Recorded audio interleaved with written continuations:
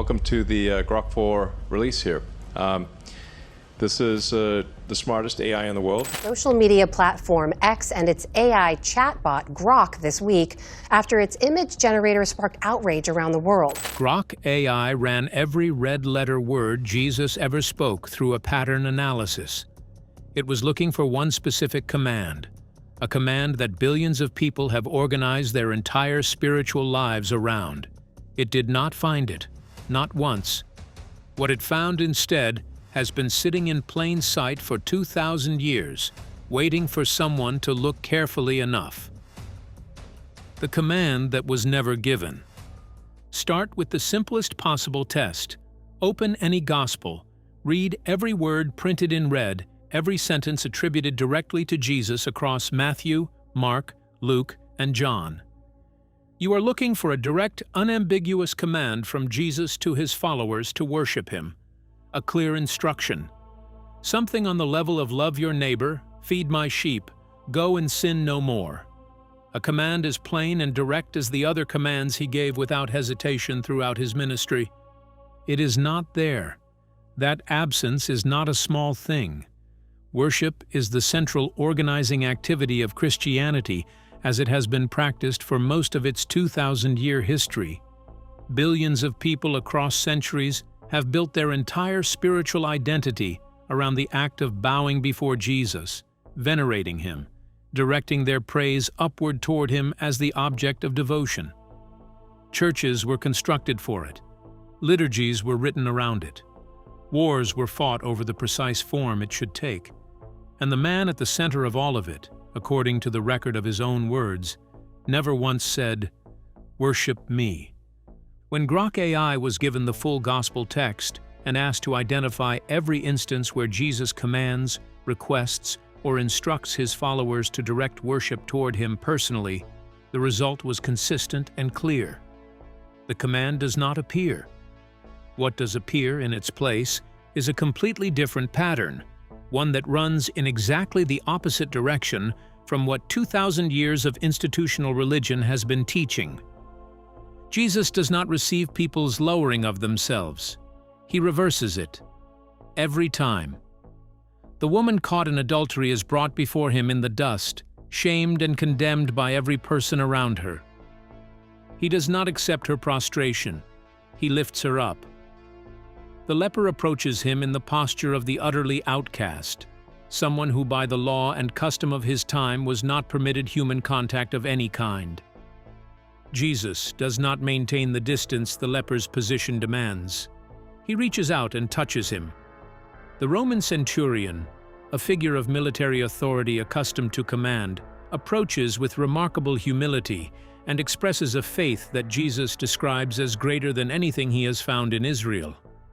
Jesus does not receive the centurion's submission. He marvels at his understanding. The pattern, once you see it, is impossible to unsee.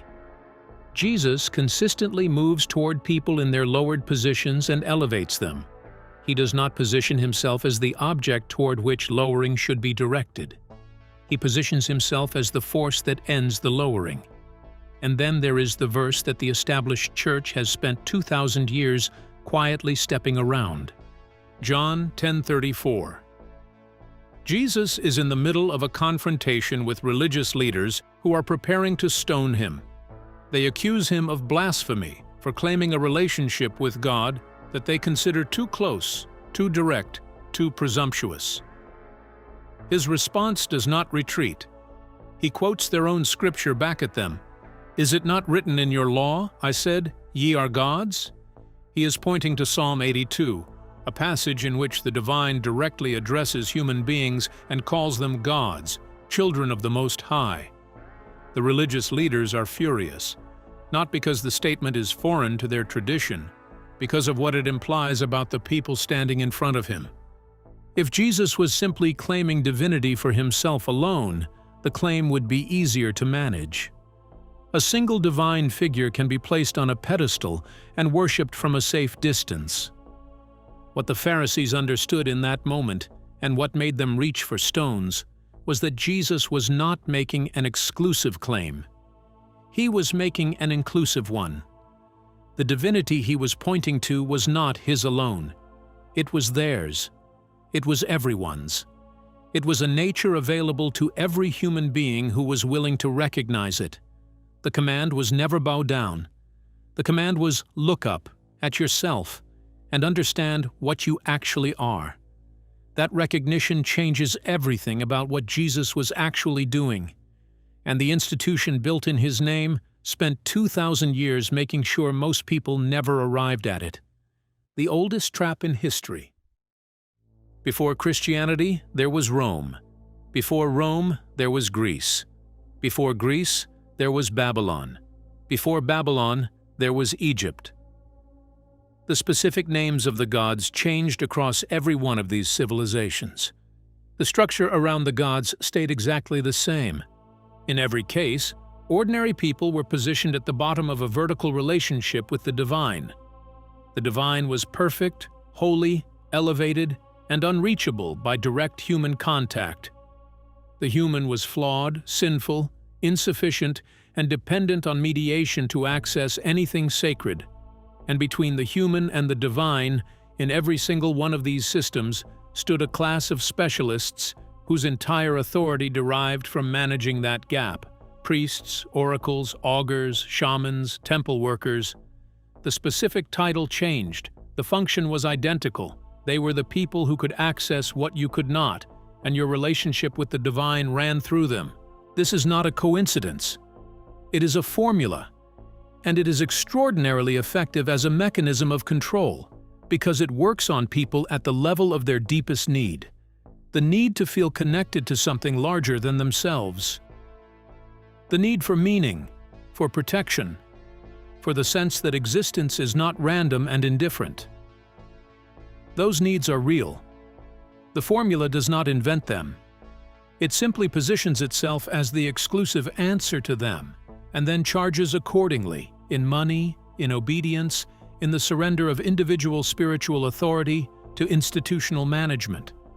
The psychological mechanism at the center of the formula is the idol. Not necessarily a physical statue, though statues have been part of it. The idol is any object of worship that is defined by its separation from you. The idol is perfect. You are flawed. The idol is holy. You are sinful. The idol is complete. You are lacking. Every act of worship directed at the idol reinforces those distances. Every prayer sent upward from a position of unworthiness confirms the gap it is trying to cross. The act of worship itself in this structure is the mechanism that maintains the separation it claims to be healing. Jesus, when you look at what he actually did and said, was a systematic dismantler of this formula. He had no throne. He had no temple. He held no institutional religious authority that any structure of his time would have recognized. He demanded no tithe. He accepted no submission. He called his followers friends, not subjects. He ate with the people the religious establishment had designated as too impure for contact. He touched the untouchable. He said the kingdom of heaven was not located in the temple in Jerusalem or in any other external structure. He said it was within you. His prayer in John 17 is one of the most revealing documents in the entire gospel record. It is the longest prayer attributed to Jesus, and its central request is not for glory, not for obedience, not for worship. It is for oneness, that they may be one as we are one. He was praying for the dissolution of the gap, not its maintenance. He was praying for the very thing the idol formula is specifically designed to prevent. The institution that was built in his name after his death put him on the throne he never sat on, placed the crown on his head he never claimed, and converted the dismantler of the idol formula into the most powerful idol in Western history. That conversion did not happen by accident. It happened at a specific time, in a specific place, for specific reasons that had very little to do with theological truth and very much to do with political power. The trail of that conversion leads directly to a council meeting in a city called Nicaea in the year 325 AD, and the decisions made there changed the shape of Western civilization for the next 17 centuries. The code, hidden in plain sight. Before Rome rewrote the story, Jesus left a trail of statements that point in a completely different direction from the one the church eventually pointed. They are still in the text. They were not fully removed, but they were surrounded by centuries of interpretation designed to make them mean something other than what they plainly say. John 14:12 is the clearest of them. "Greater works than these shall he do." Jesus is speaking to his disciples directly, telling them that the things he has done, the healings, the transformations, the demonstrations of a human being operating from full spiritual capacity, are not the ceiling. They are the floor. The people he is talking to, and by extension the people who come after them, are expected to exceed what he demonstrated. That verse is in the Bible. It has always been in the Bible, and it is almost never the verse that gets preached from the front of a church because it points in a direction that institutional religion finds deeply inconvenient. A Jesus who represents the maximum possible human spiritual attainment is a Jesus who can be safely placed on a pedestal and worshipped from below.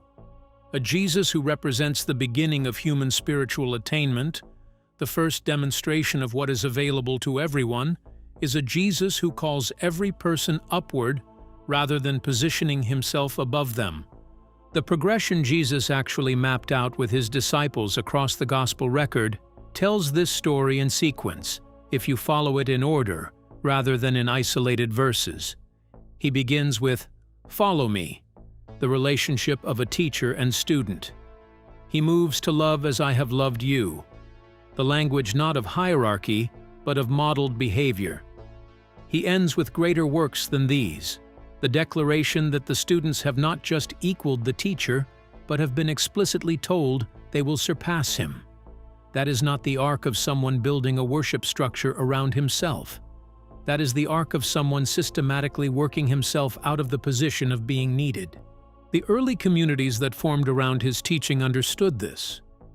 They did not call themselves Christians initially. They called themselves followers of the way. They had no temples. They had no professional priesthood in the sense the surrounding cultures understood it. They met in homes. They shared resources. They practiced healing. They understood the tradition they were inheriting as one that placed spiritual authority inside each person, rather than delegating it upward to a class of specialists. There is a reason that picture of early Christianity is not the one most people received in Sunday school. Understanding it requires following the trail to Nicaea, and following the trail to Nicaea requires being willing to look at what actually happened there, without the filter of 2,000 years of institutional storytelling layered on top of it. The code was never hidden in an ancient vault. It was hidden in the verses everyone agreed to stop reading carefully. How Rome Rewrote Jesus. In 325 AD, the Roman Emperor Constantine called a council of Christian bishops to the city of Nicaea. Constantine was not himself baptized at the time.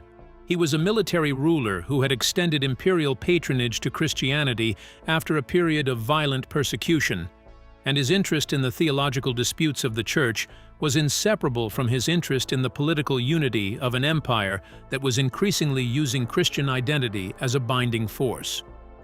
Somewhere in the range of 40 Gospels and a much larger body of early Christian writing existed at the time of the council. The bishops at Nicaea, in a process that took days rather than the years of careful scholarship such decisions might seem to warrant, arrived at the boundaries of what would become the official canon. Texts that fit the emerging institutional model were kept. Texts that did not were excluded, suppressed, or in some cases actively destroyed. The Gospel of Thomas, discovered in Egypt in 1945 as part of the Nag Hammadi Library, was one of the texts that did not make the cut. Its central teaching is stated with almost no ceremony. The kingdom of heaven is within you, and it is outside you. It places the location of the divine unambiguously inside human experience rather than in an external heaven accessible only after death and only through institutional mediation. The Gospel of Philip, another Nag Hammadi text, describes resurrection not as a past historical event awaiting future repetition, but as an ongoing present reality, something that happens in a person now, through transformation of consciousness. The Gospel of Mary Magdalene portrays Mary not as a marginal figure in the Jesus story, but as the disciple who understood his teaching most fully, the one who received direct transmission that the other disciples struggled to accept. These texts were not excluded because careful theological scholars determined they were unreliable. They were excluded because they were inconvenient. A past resurrection that happened once to one person and will happen again at the end of history to believers can be managed institutionally. A resurrection that is happening now inside people through a transformation of mind and spirit that every person can access directly cannot be managed institutionally. There is nothing for an institution to control in that picture. There is no gap for the specialist to stand in. The translation decisions made in the centuries following Nicaea carried the same pattern forward. The Greek word metanoia, which appears throughout the New Testament, carries a meaning something close to a transformation of mind, a fundamental shift in how a person perceives reality. In the institutional Latin translations that became the standard Western text, it became repent, a word that carries connotations of guilt, failure, and the need for external forgiveness. The shift is not subtle. One calls a person toward expansion, the other calls a person toward smallness. The phrase, "kingdom of heaven," which in the original Greek context carried a strong sense of present tense immediacy, a reality available now, was translated and taught consistently as a future destination, somewhere you go after death if you have met the institutional requirements. The resurrection, which texts like the Gospel of Philip understood as an ongoing interior process, was fixed as a past historical event with a single future recurrence. A resurrection that happened once in the past to one person is a story about someone else. A resurrection happening now, in you, is an instruction manual. What survived the institutional editing was not nothing. The mystics kept it. The Gnostics carried pieces of it through centuries of persecution. The Desert Fathers embedded it in practices that the institution tolerated because it did not fully understand what those practices were doing. The Sufis preserved parallel transmissions in a different tradition. The breath itself survived, because no empire, however thorough its editorial decisions, can remove from the human body what was placed there at the beginning. The editing was extensive. It was not complete. The thread was cut in many places. It was not severed. The breath they could not remove. In the 20th chapter of John, on the evening of the day of resurrection, Jesus appears to his gathered disciples in a closed room. The account is brief and specific. He shows them his hands and his side. He says, "Peace be with you." And then he does something that the Gospel records carefully, and that most Sunday sermons pass over with remarkable speed. He breathes on them. And he says, "Receive the Holy Spirit." The transmission is not a doctrine. It is not a creed. It is not an institutional membership. It is a breath. The Hebrew word ruach means breath, wind, and spirit simultaneously. It is the same word used in Genesis when God breathes life into the first human being. The Greek equivalent, pneuma, carries the same layered meaning: breath, wind, the animating principle of life. In both traditions, the deepest spiritual reality and the simplest physical act share a single word because they are understood to be the same thing at different scales. This connection is not unique to the Judeo-Christian tradition. Hindu pranayama practice understands breath as the primary vehicle for moving life force through the body and expanding spiritual consciousness.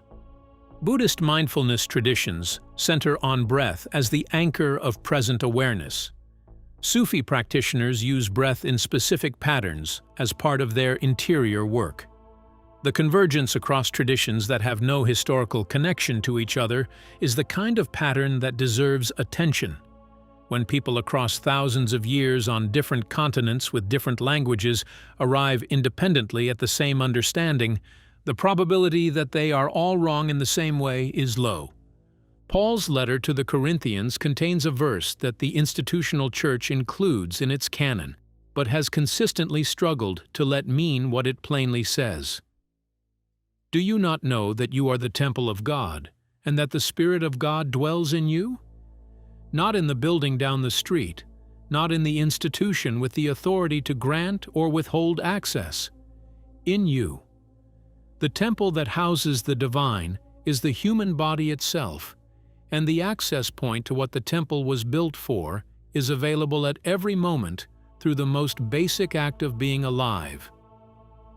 The architecture of Solomon's temple, when mapped against the architecture of the human body, produces correspondences that are too consistent to dismiss as coincidence.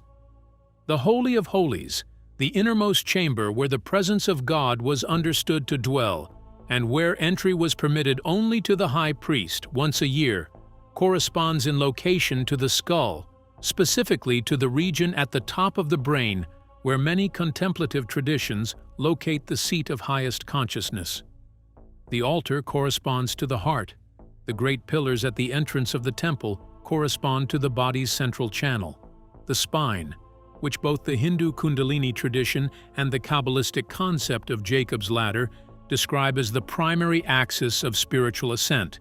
The temple was not only a building, it was a map, and the territory it was mapping was the human being standing in front of it. No empire confiscated the breath. No council voted to remove it from the canon. No translation decision changed what happens when a human being stops, becomes still, and follows the movement of air entering and leaving their own body. The most complete transmission Jesus left behind was one that no institution could edit because it was not written in a text. It was demonstrated in a room, and the mechanism of it is built into every person who has ever been alive. The outer temple was always pointing at something that was never outside. The body was always the destination the architecture was describing. Becoming the temple. In the 8th chapter of John, during another confrontation with religious authorities who are questioning the basis of his claims, Jesus says something that stops the conversation completely. Before Abraham was, I am. The statement is strange enough in English. In the original context, it was explosive. I am is not simply a statement of existence. It is the name God gave Moses at the burning bush when Moses asked who was sending him. The divine self-identification in that exchange was not I was or I will be. It was I am, the eternal present tense, the name that exists outside the movement of time entirely. When Jesus uses those two words in that specific way, he is not making a claim about his historical position relative to Abraham. He is identifying himself with a quality of consciousness that exists outside history altogether. The question that follows from this, if you take it seriously rather than routing it immediately through the filter of doctrine, is whether Jesus understood this identification as unique to himself or as a description of something available to every human being. The arc of his teaching, the explicit promise of greater works, the prayer for oneness, the statement that ye are gods, the transmission of the breath, all of it points in the same direction. He was not describing a nature that belonged to him alone. He was demonstrating a nature that belongs to everyone and inviting his followers to recognize it in themselves. Solomon's temple took 7 years to build. The human being takes 7 months of active development inside the womb before it is ready to encounter the world. The parallel is noted in several early Christian texts that did not make it through the Nicaea filter, and whether you read it as numerological coincidence or meaningful correspondence, the underlying point remains. The structure considered holy enough to house the divine presence required exactly the same investment of time as the structure the divine presence actually inhabits. The temple pointing at the body was a more literal pointer than the builders may have consciously understood. Matthew 18:20 records Jesus saying, "Where 2 or 3 are gathered in my name, there am I in the midst of them." The institutional reading of this verse makes it about church attendance, about the minimum viable congregation that activates a divine presence otherwise absent. The alternative reading is about something considerably more interesting. What activates in the space between 2 or 3 people who have each done the interior work of recognizing their own nature is not a third party arriving from outside. It is the quality of consciousness that was already present in each of them becoming visible in the space between them. Gathered in my name does not mean gathered in the name of a historical figure. It means gathered in the consciousness that the historical figure was pointing at and demonstrating and inviting everyone around him to enter. The Church as institution has been dying for decades across the Western world, and the institutional explanation for this is usually cultural. People are less religious than they used to be. Materialism has displaced spiritual seeking. Entertainment has replaced devotion. Those explanations contain partial truth, but they miss what the Ethiopian Bible and the Gnostic texts and the pattern analysis of Jesus' actual words all point toward. The structure is failing, not because people have lost their need for something real, but because the structure was built on a suppression of what was real, and that suppression is becoming harder to maintain in a world where the suppressed texts are available and the pattern analysis tools to examine the original words are no longer the exclusive property of institutional scholars. The resurrection is not a past event waiting to repeat itself at the end of history.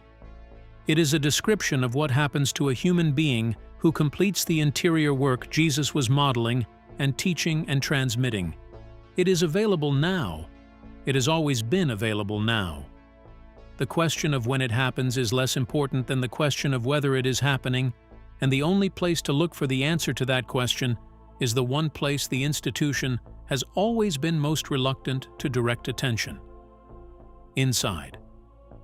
The final initiation. Two paths have been on the table for 2,000 years. Most people were only shown one of them.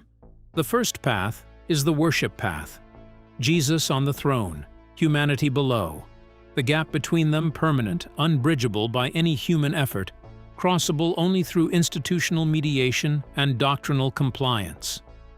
On this path, the correct spiritual posture is perpetual smallness. Waiting.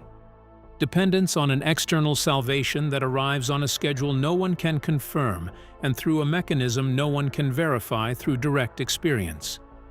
The devotion is real. The longing behind it is real. The structure it is poured into was built for purposes other than the fulfillment of that longing. The second path is the embodiment path. Jesus as the first human being to demonstrate what a fully realized human being looks like. Not the ceiling, the floor. The invitation is not to bow before what he demonstrated. The invitation is to enter it. His entire ministry, read without the filter of Nicaea and the institutional tradition it produced, is a sustained argument for one position. The thing you are looking for is not above you and outside you.